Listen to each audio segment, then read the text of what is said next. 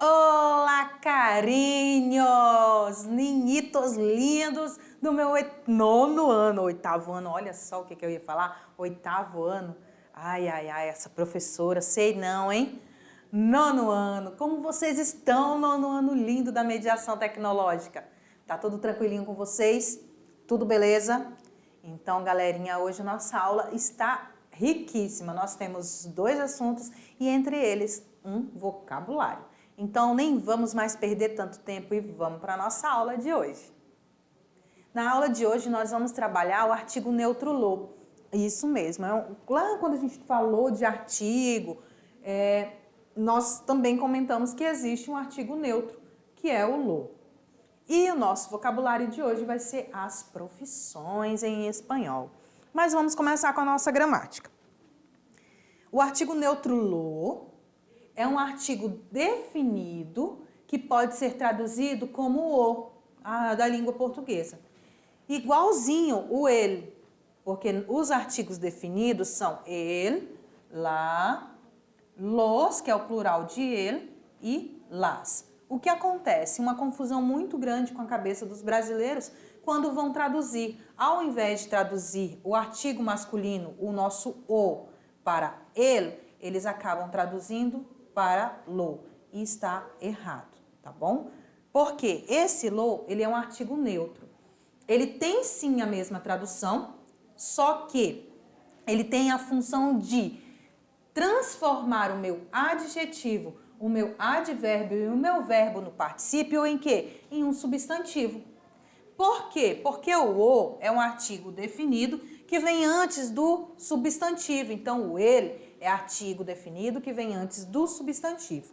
Agora, se eu estiver transformando o meu adjetivo, o meu advérbio ou o meu verbo no particípio em um substantivo, aí eu não vou usar o ele, eu vou usar o lo, certo? Vocês vão ver direitinho agora nos exemplos. Olha aqui o meu exemplo normal. Dedicarle más tiempos a mis aficiones es bueno. Então, dedicar mais tempo aos meus hobbies é bom. Então, esse es bueno é o meu quê? O meu adjetivo, é a minha qualidade, a qualidade das minhas aficiones. É bom. Como eu transformo esse es bueno, esse meu adjetivo, em um substantivo? Transformando a minha frase que estava em voz ativa para voz passiva. Lo bueno es que puedo dedicarle más tiempos a mis aficiones. Olha só, eu falei a mesma coisa. Dedicarle más tiempos a mis aficiones é bom. Lo bueno es que puedo dedicarles más tiempos a mis aficiones. Eu falei a mesma coisa, mas transformei o meu adjetivo em um substantivo. Eu transformei ele em um nome, no sujeito da minha oração. Então, transformando o meu adjetivo, advérbio, particípio, eu ao invés de usar é ou ele, eu vou usar o lo, certo? O artigo neutro lo, ele não tem gênero, certo? E nem número. É por isso que ele é um artigo neutro. Ele pode ser usado tanto na frente de masculino quanto de palavras femininas, tanto em palavras no singular quanto em palavras no plural, sem sofrer alteração. O lo sempre será lo, independente da palavra que vem antes dele, independente do gênero da palavra e do número da palavra. Ele tem alguns usos específicos. O primeiro, para fazer referência, para dar ênfase e em locuções. Então, vamos ver cada um deles passo a passo. Primeiro, para fazer referência. Ele vai fazer referência a elementos abstratos ou inanimados ou ainda para elementos ilustrados. Para aquelas coisas que você não pode pegar, que é inanimado, ou que você está ilustrando, que você está mostrando ali um sentimento, uma qualidade, algo que não é palpável, certo? Por exemplo, lo mejor helado de la ciudad.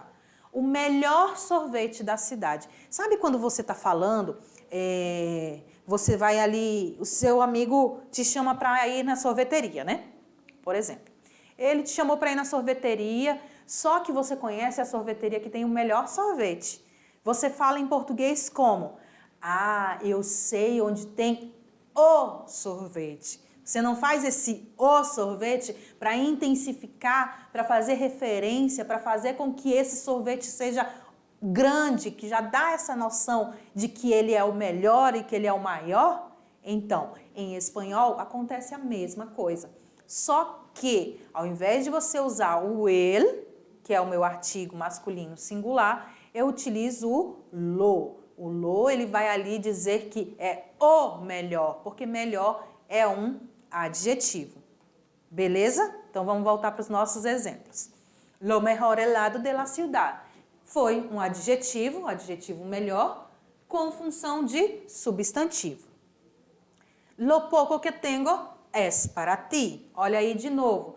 Esse pouco, ele não está ali fazendo a função de advérbio. Ele é um advérbio com função de substantivo. O pouco que eu tenho é para você. Também acontece a mesma coisa em português, essa mudança. Mas em português você usa o normal. Em espanhol não, você vai usar o lo.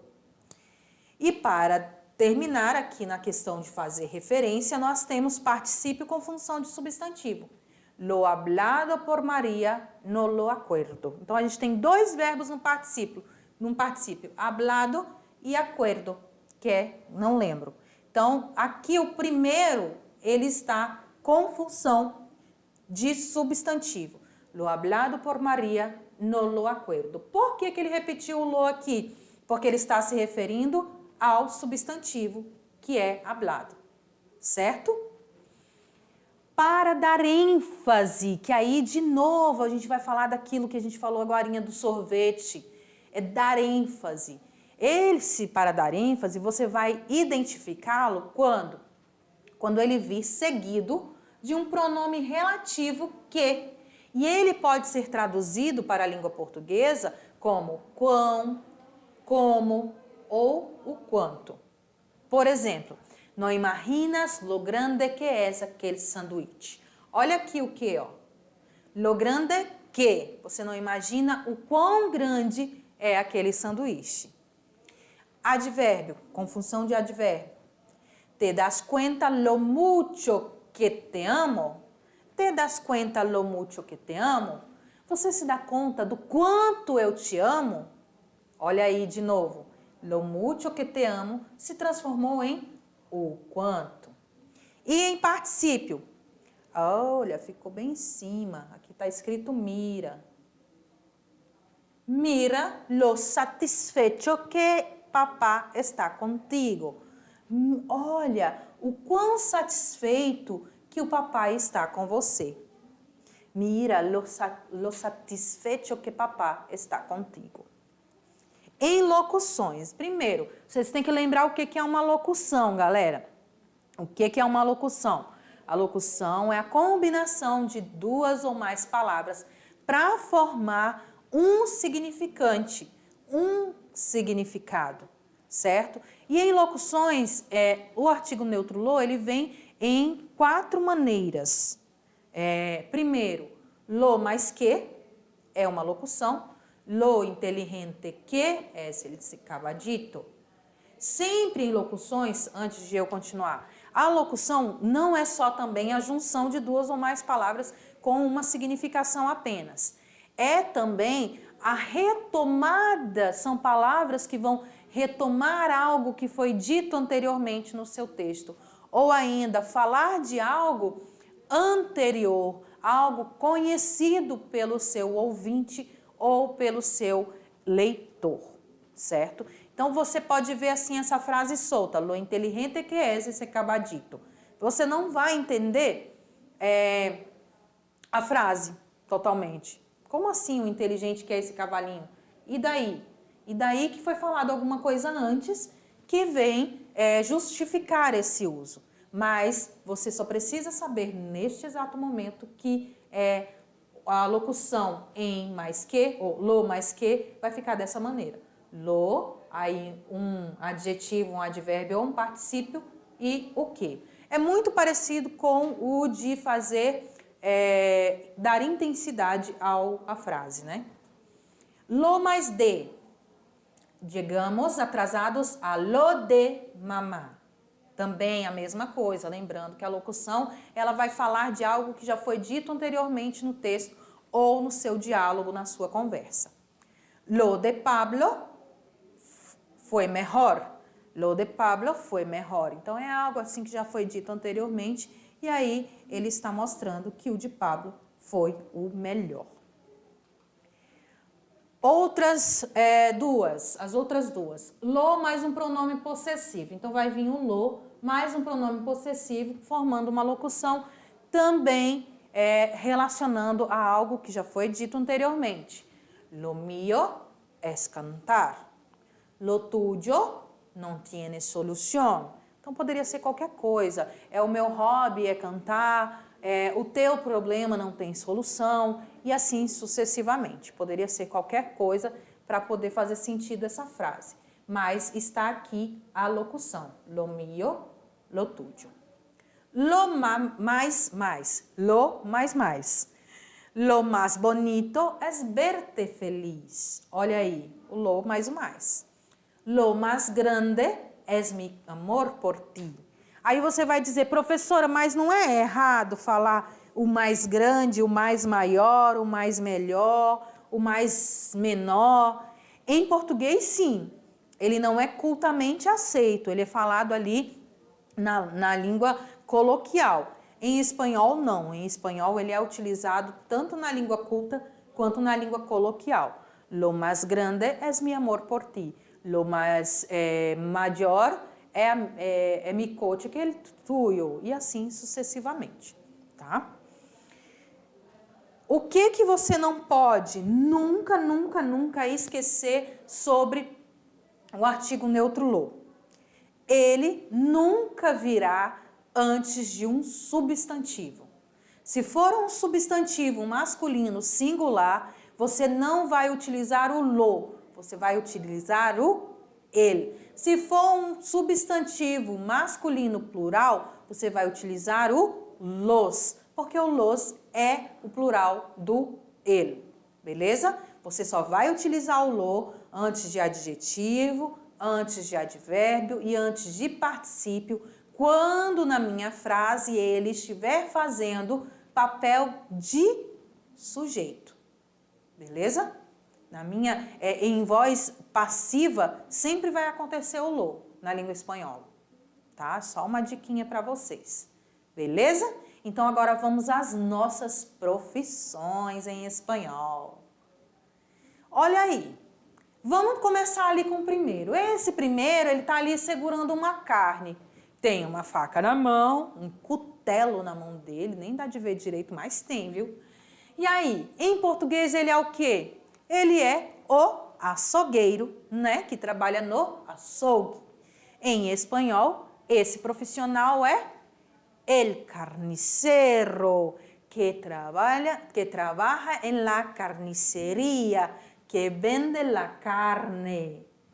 El carnicero, carnicero. Sempre lembrando de vibrar o R na pronúncia dessas palavras, carnicero. O próximo profissional é o advogado, certo? O advogado em espanhol se pronuncia e se fala abogado. Abogado.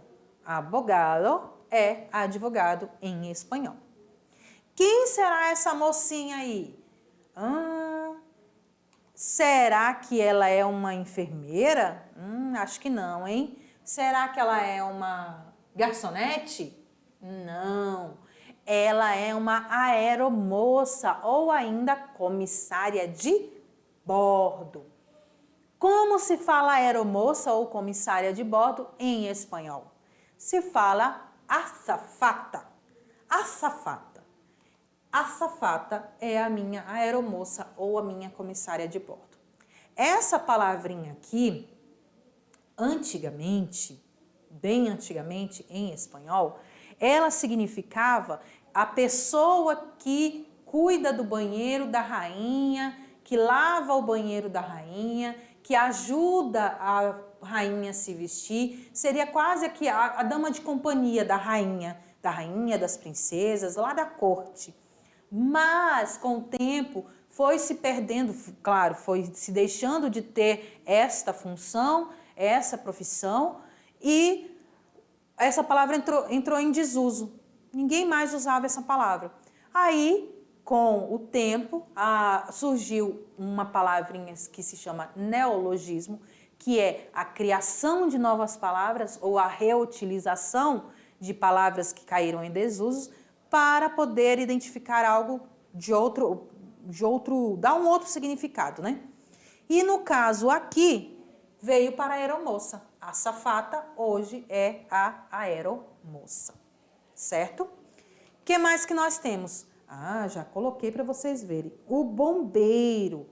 O bombeiro, ele é em espanhol, bombero. Bombeiro. Vai perder o i. Não é bombeiro, é bombeiro.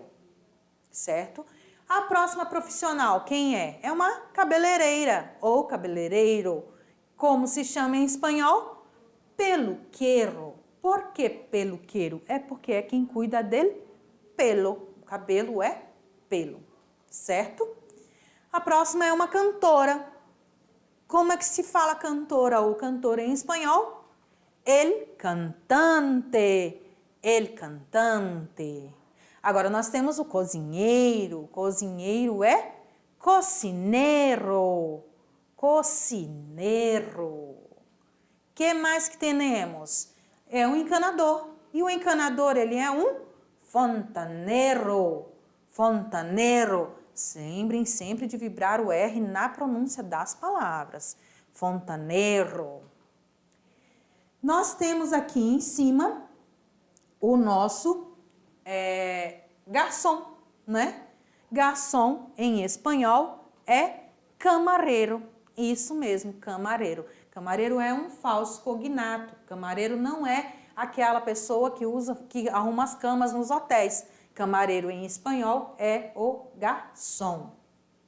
Ao lado del camarero temos o padeiro.